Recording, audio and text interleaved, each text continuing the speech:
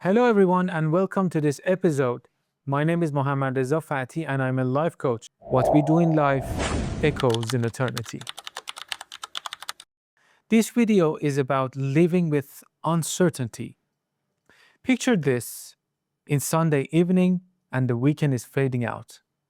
Nothing significant is happening in your life. There's no crisis, no bad news, and yet something feels unsettled.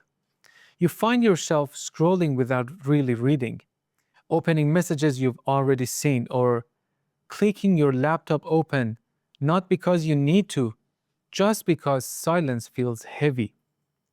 It's not sadness exactly, not excitement either.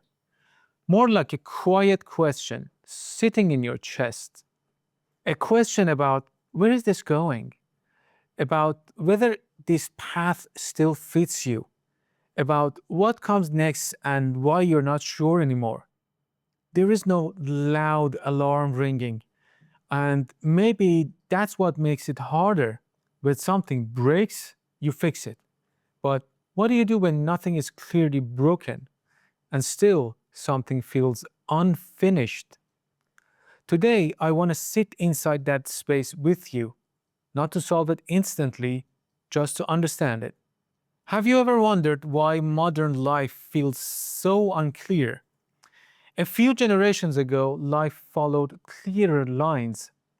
You learned a skill, you built a career around it, and stability was the goal, and staying made sense.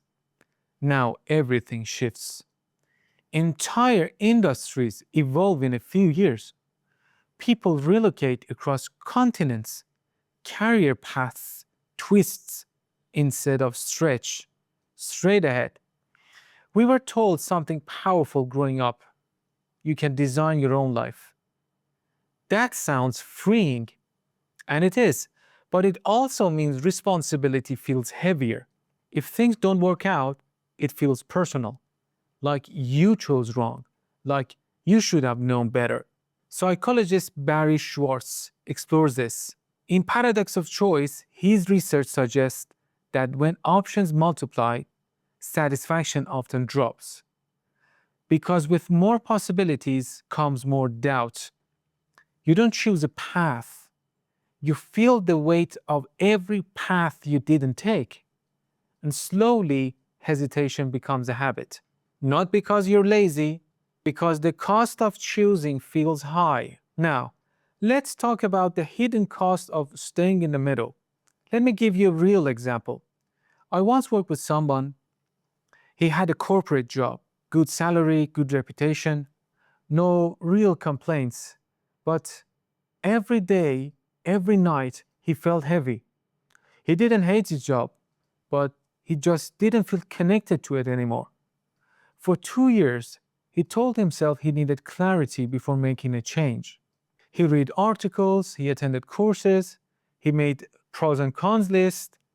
What finally shifted things wasn't a sign, it was exhaustion. The exhaustion of postponing his own life. There is a quote by Nin. And the day came when the risk to remain tight in a bud was more painful than the risk it took to blossom. My client reached that day, not because everything was clear, but because staying still started to hurt more than moving. That's usually how it happens. We need to suffer a little bit. Now, let's talk about how to actually live with uncertainty. So, what do you do when you don't know? Not in theory, but in real life. Let's make this practical. Number one, run small experiments instead of making big declarations. When my client thought about changing careers, he froze. The idea was too big. He had to make a really major shift in his life. So instead, he agreed to one small commitment. For 60 days, he would explore the field he was curious about, behavioral design. He didn't quit. He didn't announce anything to anybody. He just took one online course, reached out to 3 professionals on LinkedIn, attended 2 weekend workshops. After 2 months, he had information, but real conversations, real impressions. And here's what changed: the fear became more specific. Specific fear is easier to work with than vague fear. You don't need a life decision, you need a test. Number two, decide by date, not by mood. Another client stayed in a relationship long after she knew something felt off. Every time she thought about ending it, she told herself, I'll see how I feel next month.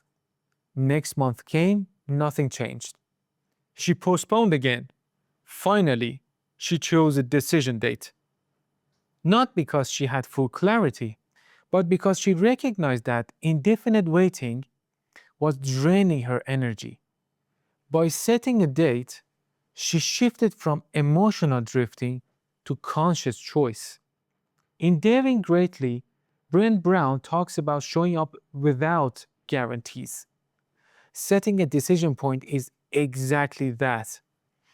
It's saying, I may not know everything, but I'm capable of choosing something.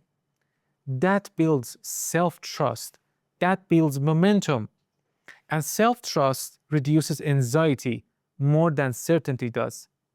Number three, narrow the focus to the next move. There's a trap in long term thinking. You start imagining 5 years ahead, 10 years ahead, and suddenly everything feels overwhelming. A founder I know once told me he almost shut down his startup because he couldn't see where he was going for the next 5 years. So I asked him one question: what does this company need in the next 30 days? That changed everything. He stopped trying to solve the future. He focused on the next measurable step. Most of the times, you don't need a full map. You just need a direction and one actual improving step. Number four, build tolerance for the feeling itself. Uncertainty is uncomfortable, yes, physically, emotionally, tight chest, restless thoughts, the urge to distract yourself. So, instead of trying to eliminate that feeling, practice enduring it. It's just that simple. One executive I coached started a simple routine. Every time he felt unclear about a decision, instead of opening another article or asking five more people, he set a timer for 10 minutes. No phone, no research, no conversation, just sitting down and writing. What exactly am I afraid of? What am I looking for? He realized that most of his fear wasn't about failure, it was about how others would see him as a leader. That clarity only came because he stayed still long enough to see it. In When Things Fall Apart, Pema Chodron writes about remaining present in unstable moments, not solving them immediately, just staying. That's a skill. And it changes how uncertainty feels in your body. It changes how you experience uncertainty. Now, let's talk about the different way to see it. Maybe uncertainty isn't the problem to eliminate. Maybe it's the evidence that you're at the edge of growth. If everything is fully predictable, you're probably not growing. Living with uncertainty means you're engaged with change. Who said the goal is to feel calm all the time? It's to function even when you don't feel calm. That's maturity. Not emotional numbness, neither blind optimism. Just steady movement despite incomplete information. And for the final part, if you're in a season where things feel unclear, that doesn't mean you're lost. It may simply mean you're between versions of yourself, between different phases of your life. You don't need total certainty to move. You need enough courage for one step. Run a small experiment, set a decision point, narrow the time horizon, stay with the feeling a little bit longer than you're used to. Clarity rarely appears first. It forms after motion, and sometimes Living well isn't about knowing exactly where you're going. It's about trusting that you can walk without seeing the entire road. What we do in life echoes in eternity.